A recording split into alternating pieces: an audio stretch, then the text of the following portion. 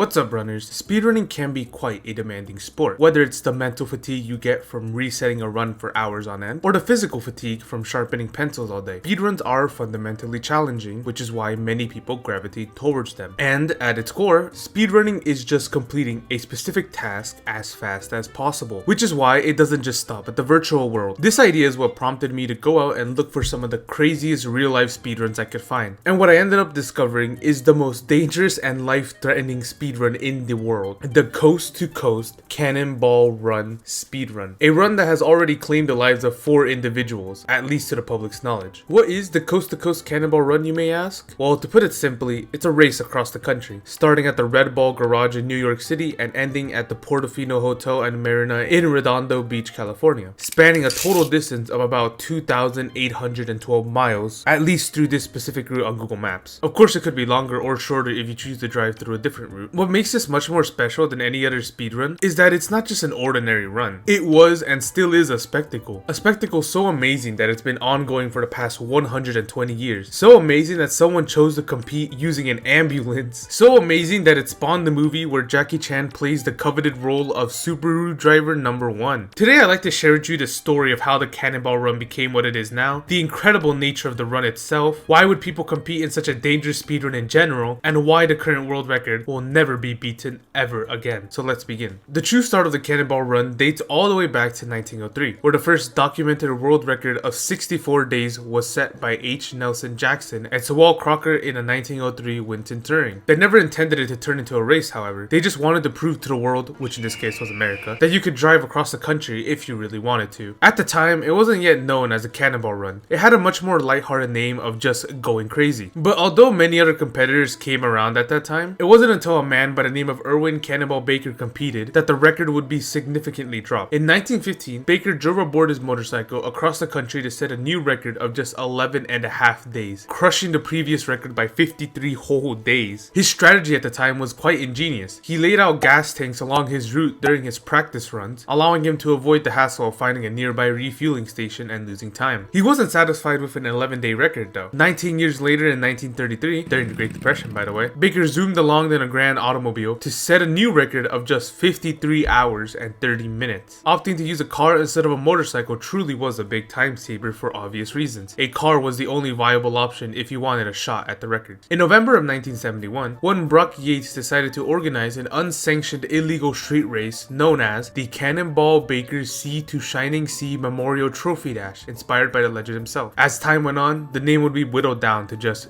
the Cannonball Run. Little side note I found funny, this race was being used as a way to protest against the hard-capped 55 miles per hour speed limit that was to be enforced on highways at the time. Yeah, I don't know why it surprised me that people protested against speed limit laws, but anyways, back to the run. The rules of the race were quite simple. All competitors will drive any vehicle of their choosing over any route and at any speed they'd like. First person to reach the finish line wins. What did they win? Well, nothing, in fact. Everyone was competing purely for sport or recognition, just like a modern speedrun. One competitor even chose to compete in their motorhome van, but unsurprisingly, they finished in last place. Although half of the teams competing received speeding tickets, the winner of the race did in fact set a new world record. Brock Yates himself, alongside Dan Gurney, traveled in a Kirk F. White Ferrari Daytona Coupe at an average speed of about 78.33 miles an hour to set a new record of 35 hours and 54 minutes. This was already the first sign that the speedrun was beginning to look a lot more dangerous than initially thought. Although anything under 80 miles an hour would be considered slow in today's society, you should look at that speed through the lens of the time period. Cars weren't as strong or as safe as they are now. They were lucky nothing went wrong on the road for them, or else they probably wouldn't have lived to see the finish line. During the third race in 1975, a new record would be set. A time of 35 hours and 53 minutes, just barely shaving off 1 minute from the previous record. Around this time also, the public began to take notice. You see, Brock Yates was an editor for a car magazine, and he began publishing magazines about the race itself, at least after all the legal trouble subsided. Which is why by the last race in 1979, the starting line had to be moved. Information about the location and time of the race leaked to the press. They then began staking out the place, waiting for the competitors to arrive, though they never did. Thankfully, an old friend of Yates decided to host the final send-off at his restaurant in Darien, Connecticut, which is also where Yates decided to create his very own mock ambulance, including medical supplies and the gurney that he strapped his wife onto to really sell the whole thing. However, just minutes after the race began, the Medivac broke down, leading to him and a couple of mechanics to break into an auto parts shop to retrieve retrieve the parts they needed, though he wasn't alone in impersonating medical professionals. Another set of racers decided to stuff pig eyes inside a cooler which they carried in their car. When pulled over by police, they claimed that they were rushing to save a child's sight. Regardless, the final race was spectacular, with a new record of 32 hours and 51 minutes being set in a Jaguar XJS going at a speed of 86 miles per hour by Dave Hines and Dave Yarborough. But if we take into consideration the fact that the starting line had to have been moved about an hour away from Red Bull Garage, the record would technically be 31 hours and 51 minutes. But either way, this was the last race put on by Yates. He saw the mass amount of attention it was getting and even acknowledged the dangers of the race. But of course, not before encouraging others to go out and compete for the record themselves if they really wanted to. And of course, people did. In 1983, a revolutionary new time save was discovered, known as plane scouting. Doug Turner and David Diem decided that instead of using people to scout for cops along their route, they'd have someone ride a plane and scout for them. This would mean that they could locate police and warn the drivers much sooner, which helped them achieve a new record of 32 hours and 7 minutes in a Ferrari 308 going at about an average of 89.89 miles per hour. And it wasn't until 23 years later in 2006 that we see this record be broken. Alex Roy and David Maher set a new record of 31 hours and 4 minutes in a BMW M5 with an average speed of 91 miles per hour. Technically the first sub 32 hours if you don't count the 1979 race. What truly helped them in this case was their Batman level gadgets. Alongside plane scouting, their car was armed with a police scanner, multiple cameras, a GPS, and night vision to make driving in the dark much easier. Don't ask me how that worked, I guess it just does. But then in 2013, Ed Boliak, Dave Black, and Dan Huang swooped in to achieve the first sub 30 hour run, clocking in at a time of 28 hours and 50 minutes in a 2004 Mercedes-Benz CL55 AMG, going at an average speed of 98 miles per hour, stopping for a total of only 46 minutes thanks to the car's 67 gallons of fuel capacity. Since lockdowns forced almost everyone to stay at home, the highways and freeways were completely empty, allowing racers to just zoom through them. And in April of 2020, we saw the first run using this route accomplished. Captain Chaos, as the community named them, set a record of 26 hours and 38 minutes, which actually only lasted for about a month, as records were being set left and right during this time, before the current record of 25 hours and 39 minutes was set in May of 2020. In a 2016 Audi S6, driven by Arn Toman, Doug Tabbitt, and Donadel Dariush, going at an average speed of 120 miles per hour, though of course, there's reason to believe their top speed was just shy of 200. And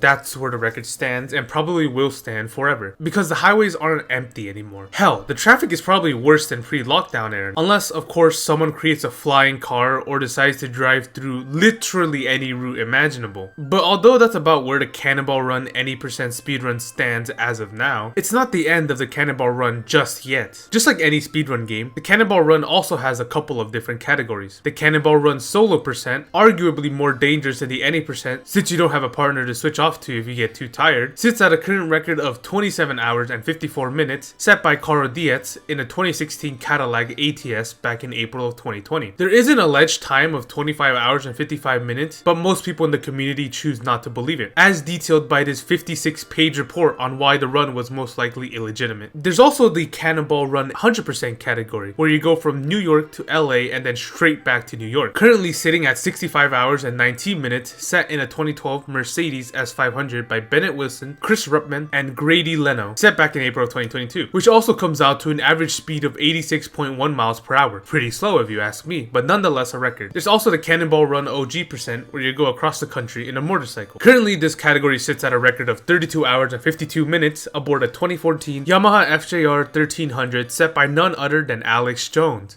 No, not that one. And lastly, we have the Cannonball Run electric vehicle percent. With the help of a rented Tesla Model S and the spirit of Elon Muskrat, the record was set with a time of 42 hours and 17 minutes by Ryan Levinson and Josh Allen back in October of 2021. Probably made harder by the fact that a route including charging stations was hard to map out. There are a couple more categories, but I decided to just list the ones I thought were most notable. Now, let's ask why people risked their lives for the sake of this race in the first place. As I mentioned in the beginning, 4 people have reportedly already lost their lives. However, this was actually in Australia's version of the Cannonball Run. Surprisingly, the only reported injury I was able to find during an American Cannonball Run was a broken arm suffered in a car crash during the 1979 race. But that doesn't mean it's safe by any means. Just because nobody died doesn't mean nobody will die. To go so incredibly fast for such a long distance without any sleep, mind you, is incredibly irresponsible, dangerous, and illegal. I skimmed through it, but of course many people did find themselves with a speeding ticket, and just last month, one guy even got arrested for driving 217 kilometers an hour. For the Americans out there, including myself, that's 134 miles. But despite all this, the answer to the motives behind all the racers and record holders is simple. They wanted glory. Once the original race concluded, Yates publicly stated that nobody got a dime for competing, which adjusted for inflation would translate to nobody got 79 cents for competing. Just a little joke. That isn't to say, however, that there was never a cash prize. There were plenty of Cannonball Run inspired events, such as the annual Great American Run, that did offer a cash prize. In fact, a minimum of $100,000 and with the possibility for over millions to the winner. But that is also considering that the entrance fee was $20,000. But other than that, most racers just wanted to show the world that they were the best and what they were capable of. But as cool as it is watching Vin Double Diesel ride his shit off a dam and somehow surviving without a scratch on him, stuff like this is better left to the world of movies. I feel that this video turned from being about speedrunning to mostly being about racing, but then again, that is pretty much what speedrunning is all about. Racing to beat someone's time and becoming the best. All my socials are in the description, feel free to check them out. If you like this video, leave a like so I know I actually did at least a somewhat decent job. If we hit 1,000 subscribers, I will attempt the Cannonball Run with the little Hulk car my sister bought me. I've been the Half-Blood Prince. Comment down below how dead my voice sounds, and ciao ciao.